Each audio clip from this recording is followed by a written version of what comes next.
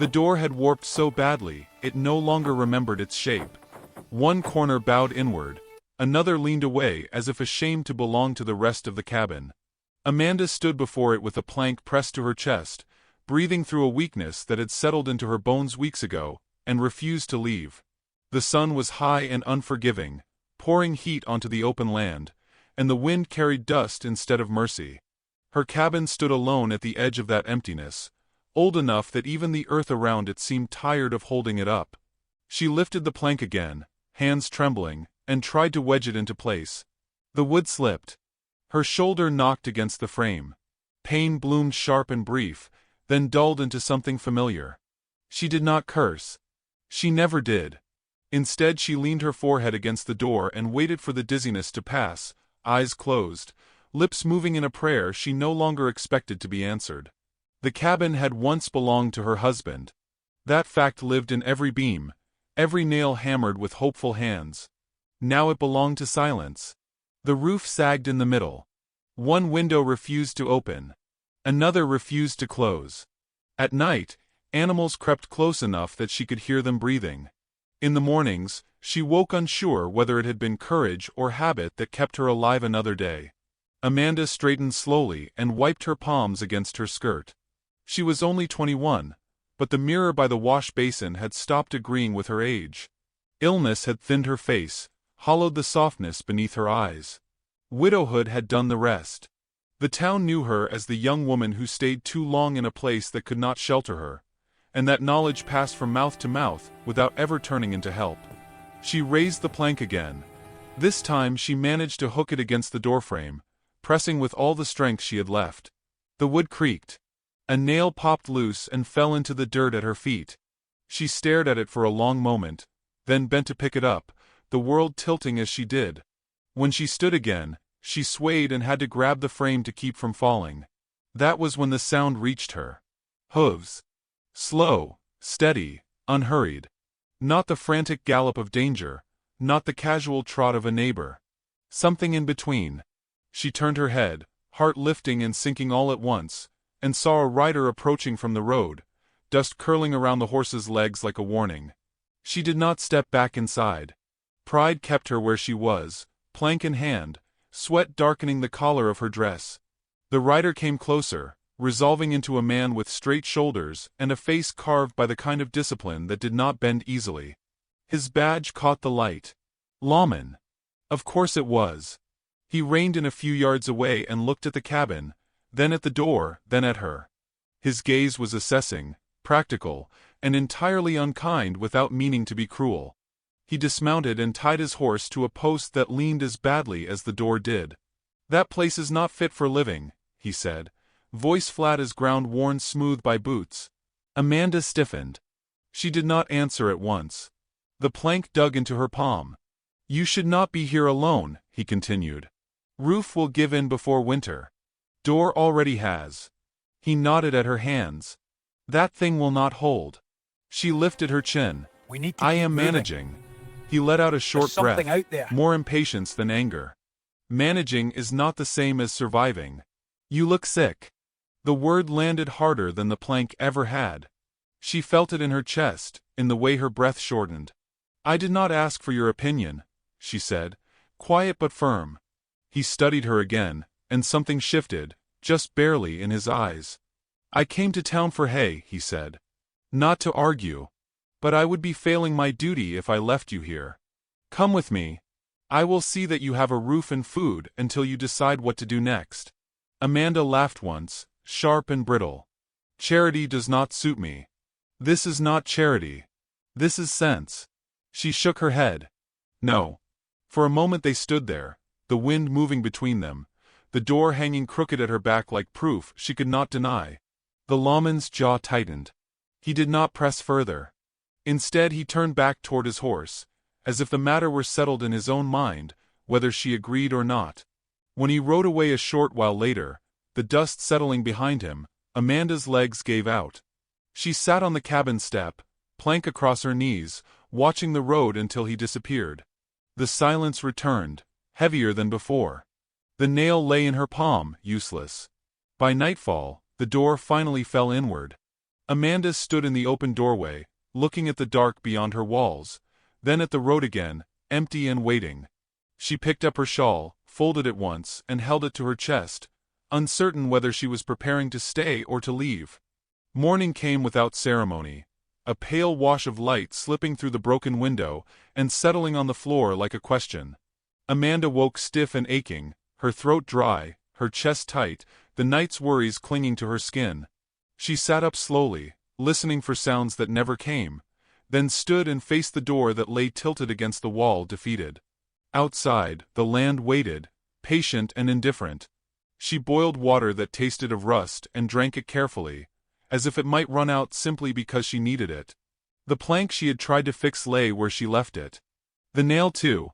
She pocketed the nail, a habit born of scarcity, and wrapped her shawl tighter before stepping out. The sun climbed, warming nothing inside her.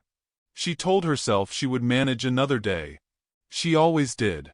By midday the sickness returned in waves. She worked between them, stacking stones near the threshold, sweeping grit from the floor, moving as though motion itself could keep despair from finding her. When her knees weakened, she sat and breathed until the world steadied. Pride held her upright. Memory weighed her down.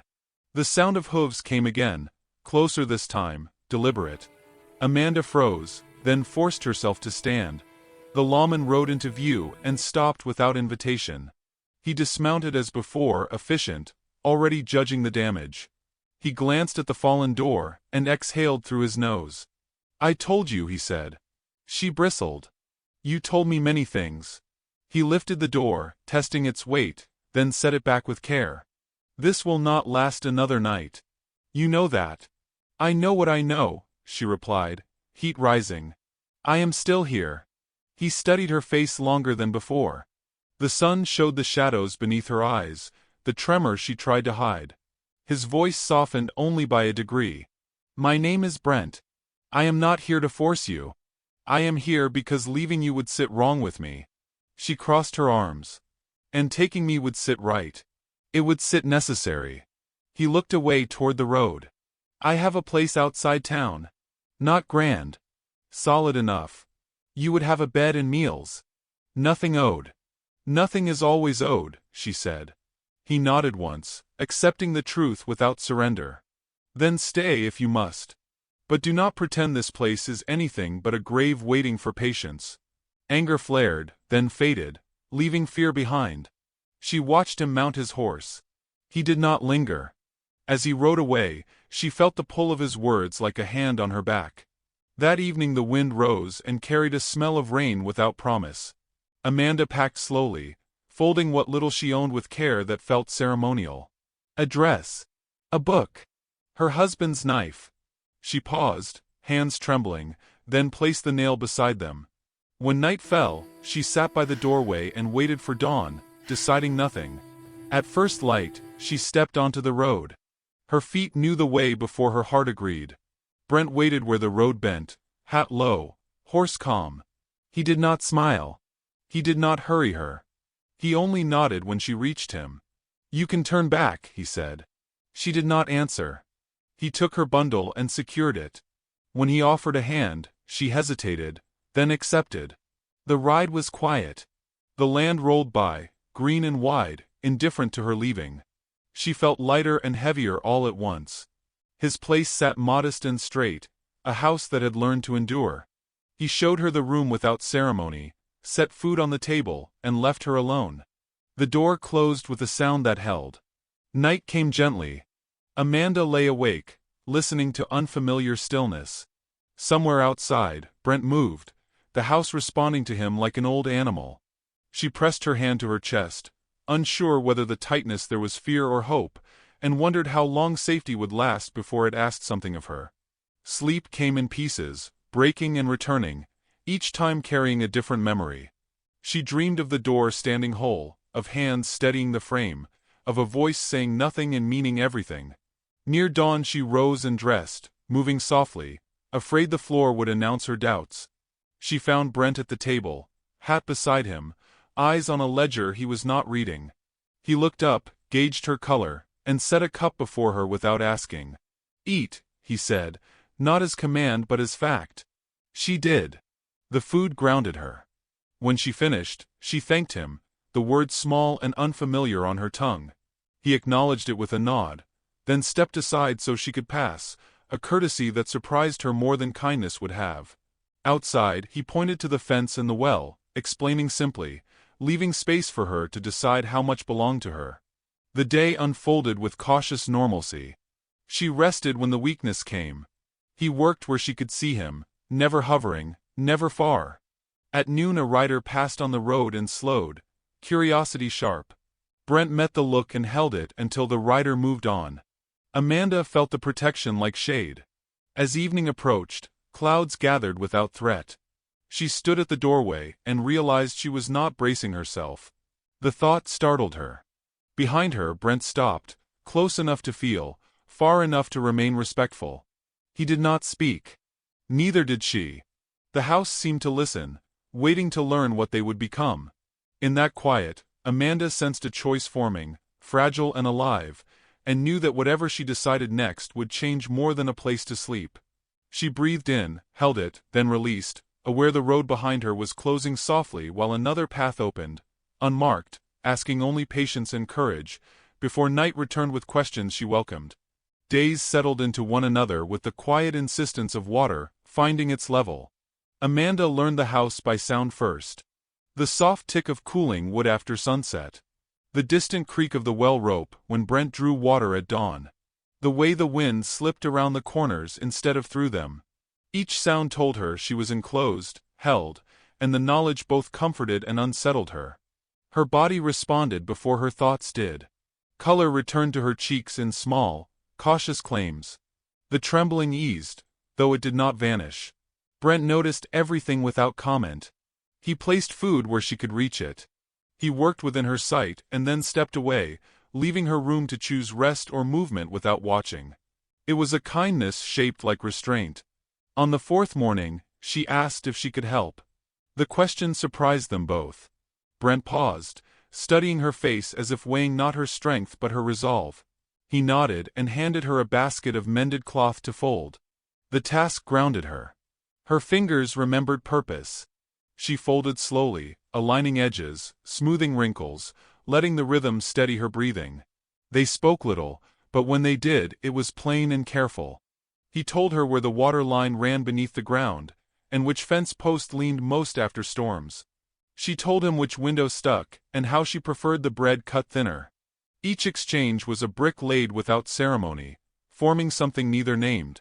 In the afternoons, she sat on the step and watched the road. A woman from a nearby place passed once, her gaze lingering with curiosity sharpened by rumor.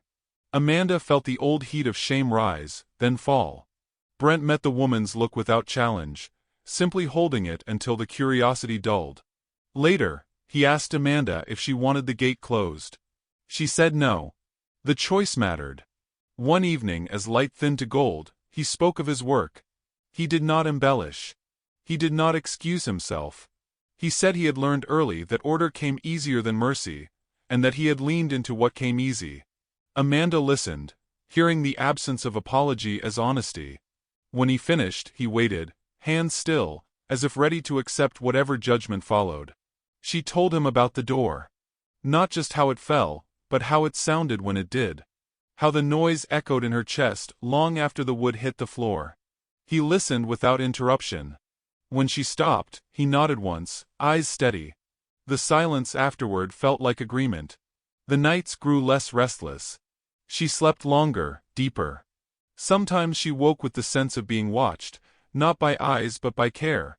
It made her uneasy until she realized it did not ask anything of her. The realization was new. A week passed. Then another. Brent brought home hay, and stacked it with methodical patience. Amanda learned the pattern of his days and where she fit without being told. When she faltered, he noticed and adjusted, shifting tasks away from her without making it a kindness. It was simply how the household moved. One afternoon, a boy arrived with a message from town. He stood awkwardly at the fence, hat twisting in his hands, eyes flicking between them. Brent took the paper and read it, his jaw tightening. He thanked the boy and sent him on his way with a coin and a nod. Amanda waited. He folded the paper and placed it on the table, unopened again. "It is nothing that concerns you," he said. That, she knew, was not the truth. The air thickened with unspoken things. She did not press. Later, she saw the paper burn in the stove, the flames swallowing the words before she could read them. A boundary had been drawn, not against her but around her. She did not know how to feel about it. That night, the wind rose and the house answered with low murmurs. Amanda woke and sat up, heart racing. Brent appeared in the doorway, already awake, already listening. He checked the latch, the windows, the corners. When he finished, he did not leave. He stood there uncertain, then asked if she wanted the lamp left on. She nodded. The light steadied her. He left the door open a hand's width and went back to his chair. The house settled. She slept. In the morning, she found him asleep at the table, hat pulled low. She hesitated, then draped a blanket over his shoulders. The act felt intimate and ordinary all at once. He did not stir. She stepped back, heart quick, and busied herself with bread she did not need to bake. As the day wore on, a sense of being seen followed her, not like scrutiny but like acknowledgement. She realized she was no longer counting the hours. The thought frightened her. She had learned to survive by counting. Late afternoon brought clouds that promised rain. Amanda stood by the well, drawing water slowly, careful not to overreach. Brent approached and took the bucket from her without comment, finishing the work. Their hands brushed. The contact was brief and unplanned, yet it lingered, an echo in her skin. "I am not broken," she said suddenly, the words escaping before fear could stop them. He met her eyes. "I know." The simplicity of his answer undid her more than reassurance ever could have. She turned away, pretending interest in the horizon, breathing through the tightness. The rain began in soft taps, darkening the ground, cooling the air. That evening, she ate less. The food tasted different, as if her mouth were busy learning something else. Brent noticed and asked if she was well. She nodded and smiled, a gesture that felt like practice. He accepted it, though his eyes lingered, measuring. When night came, the rain slowed. Amanda lay awake, listening to drops fall from the eaves, thinking of the door that had fallen and the one that now held. She wondered what would happen if she asked for more. The thought scared her enough to sit up. She rose and moved quietly through the house. Brent was outside, standing under the clearing sky, hands on the fence, looking toward the road. She stopped a few steps away, not wanting to startle him. The space between them felt charged, expectant. "I might leave," she said, the words thin but true. He did not turn at once. When he did, his face was careful. "If that is what you need." "I do not know what I need," she admitted. He nodded, the fence creaking under his grip. "Stay tonight," he said. "Decide tomorrow." The offer was neither plea nor command. It was an open door. Amanda looked past him to the road, then back to the house, then to his face. She felt the choice settle, unfinished but alive, and knew the morning would ask her to speak it aloud.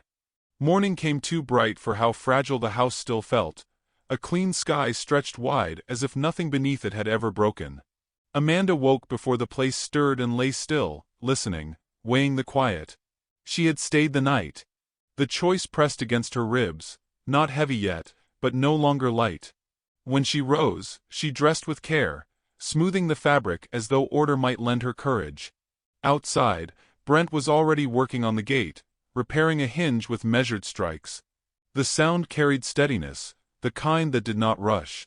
She watched from the doorway as he tested the work twice before trusting it. When he noticed her, he nodded once and returned to the task. The small courtesy settled something in her chest. They ate together without ceremony. Words hovered but neither reached for them. Afterward, he rode into town for supplies, leaving her alone with the ticking clock she was learning not to fear. She swept, watered the small patch near the fence, and rested when her breath shortened. The rhythm felt earned, not borrowed. By afternoon, the road brought what the morning had not promised. A wagon slowed at the gate. A man called her name. She recognized the voice before the face resolved. Someone who had known her before illness and widowhood narrowed her world. He smiled with easy familiarity, his eyes sliding past her into the house. "I heard you were staying out here," he said. "With a lawman." "I am staying where I choose," she replied, heat rising fast and sharp. He laughed softly. "Folks say he took you in because he had to. Duty and all that." The words found the place where doubt lived. She did not answer. When she offered no explanation, he tipped his hat and drove on, leaving dust and unease behind. Amanda stood still long after the wagon faded. The house felt smaller. Shame threatened to bloom. When Brent returned, she said nothing at first. He noticed anyway. "You look like the wind hit you wrong," he said. She told him plainly. He listened without interruption. When she finished, he said only that people spoke from emptiness, then asked if she wanted the gate kept shut for a while. "Yes," she said, surprised by the relief. That night, she dreamed of doors again, but this time they did not fall. They stood firm against noise and opened gently to light. She woke unsettled, aware something inside her was shifting. In the days that followed, curiosity sharpened. Riders slowed. Eyes lingered. Brent adjusted without announcement, taking the outside tasks himself, standing where he could be seen. He did not confront. He simply existed between her and the looks. The protection was quiet and unmistakable. One afternoon, while they mended a rail beneath a sky-gathering rain, she asked why he stayed. He tested the rail, wiped his hands, then answered, "Because leaving would be easier. And I am tired of choosing what is easy." The truth settled deep. Rain cooled the ground. They stood under the eaves, close but not touching, the space between them narrowing by degrees. Later, she asked about the paper he had burned. He told her it was a notice, a complaint. People did not like questions answered without permission. "Are you in trouble?" she asked. "Not yet," he said. That night, fear worked quietly. Before dawn, she packed. Slowly. Carefully. When Brent saw the bundle, he did not argue. "You are leaving," he said. "I do not want to be the reason things turn hard for you." "You are not a reason," he said. "You are a person." Still, she tied the bundle. He opened the door and stepped aside. The courtesy cut deeper than refusal. She paused on the threshold, the road calling with old promises. "I will walk to town," she said. "I will ride with you to the bend," he replied. They went together beneath a sky that threatened nothing. When they reached the bend, he dismounted. "This is far enough." She thanked him and stepped away, then stopped. Silence pressed close, urgent and fragile. She turned back. He waited, still as a held breath. The road behind her narrowed. The space between them widened with possibility. Amanda opened her mouth, unsure which truth would come first, and the moment held, unfinished, asking both of them what courage would mean next. Amanda stood at the bend with the road opening its pale ribbon ahead of her, and the house falling quiet behind her. The air held a fragile stillness, as if the land itself waited to learn which direction her heart would choose. She took one more step, then stopped, the motion incomplete. Her breath caught somewhere between leaving and staying. The thought of town felt suddenly thin, like a promise made by someone who would not keep it. She turned back. Brent had not moved. He stood where he was, hands loose at his sides, the reins slack, his posture a study in restraint. When she faced him, something in his eyes shifted, cautious hope threading through the steadiness. She opened her mouth and closed it again, the words refusing to come cleanly. The fear was not of rejection. It was of being known. "I do not want to go," she said finally, the sentence simple and unguarded. The truth of it landed between them and stayed. He breathed out slowly, as if he had been holding it since the door first fell. "Then stay," he said. Not as invitation or command. As recognition. They turned back together, the road yielding them without protest. The ride felt different now, the silence no longer a wall but a bridge. At the gate, Brent dismounted and opened it, testing the hinge he had mended days ago. It held. Amanda watched, aware of the symbolism and unwilling to name it. Inside, the house greeted them with the soft familiarity she had grown to trust. She set her bundle down and untied it, returning each item to its place with care that felt like claiming. Brent busied himself with supper, giving her space to settle. The domestic sounds grounded her. The scrape of a chair. The low hiss of heat. The quiet order of things being done because they needed doing. They ate as dusk slid into night. Outside, the sky deepened, stars pricking through like small assurances.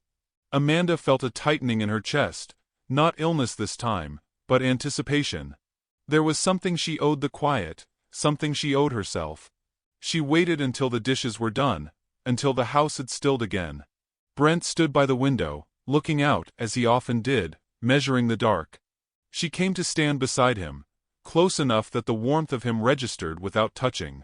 The moment stretched, asking for courage. "You asked me once what I needed," she said. "I did not know then." He turned toward her, giving her his full attention, the way he always did when something mattered. "I know now," she continued. "I need a place where I am not an interruption. Where I do not have to prove I am worth the trouble." He nodded, slow and deliberate. "Then you have that here." The certainty in his voice unmoored her. She looked at him, really looked, at the lines shaped by responsibility rather than ease, at the steadiness that did not demand repayment. Emotion rose, sharp and sudden. She stepped back, pressing a hand to her mouth. He waited. He always waited. "I am afraid," she admitted, the tears finally coming. "Afraid that if I stay, I will want more than safety. Afraid that wanting will ruin what we have." He crossed the small distance between them, stopping a breath away. "Wanting does not ruin what is honest," he said. "Silence does." She met his eyes, searching for bravado, for urgency, for anything that would rush her. She found none of it. Only truth, held carefully. "I see you, Amanda," he said, the use of her name grounding and intimate. "Not as someone to be saved. As someone who chose to stand when the door fell. I do not love you because you needed help. I love you because you did not stop being yourself when the help came." The words struck deep, unraveling her with their simplicity. She shook, tears spilling freely now, grief and relief loosening together. She reached for him, hesitant, and he took her hands, steadying without claiming. The contact felt like an answer she had been carrying for years. She leaned into him, forehead against his chest, breathing in the scent of wood and earth. For a long moment, they stood like that, the house bearing witness. When she pulled back, her eyes were red but clear. "I love you," she said, surprised by the strength in her voice. "I love the way you make room without asking me to shrink." He smiled then, small and genuine, the expression changing his face. "Stay," he said again, and this time the word carried a future. They did not rush the night. They talked until the lamp burned low, sharing fears and hopes with the care of people who knew how easily trust could bruise. When sleep came, it did so gently. Amanda slept without dreams of falling doors. Morning arrived bright and clean. She woke early and stepped outside, the land greeting her like an old acquaintance. The fence stood straight. The gate held. She ran a hand along the wood, feeling the quiet labor that had gone into making it so. Brent joined her, offering coffee, standing close without crowding. Later, as the day warmed, a rider passed and did not slow. Amanda noticed and smiled. The world had not changed, but her place within it had. She looked at the house, at Brent, at the road beyond, and felt the alignment of choices made honestly. By afternoon, the work of living resumed. There were repairs to finish, plans to make, conversations yet to come with a town that would always have opinions. None of it felt unbearable. She was no longer carrying it alone. As evening settled, Amanda stood in the doorway, watching the light soften, and thought of the door that had fallen and the one that now closed gently at night. She turned to you, the unseen listener to this quiet unfolding, and spoke as if sharing a truth meant to be passed along. If you have ever stood at the edge of leaving, unsure whether staying would cost you more than you could give, know this. Love does not arrive with noise or force. It comes with patience. It waits until you are ready to be seen. And when it stays, it does so because you chose it, not because you were rescued by it. If this story found a place in you, take a moment to like it, to share your thoughts in the comments, and to subscribe for more tales whispered rather than shouted. Tell us where you are watching from, what road you are standing on today. The door is open, and the light is good.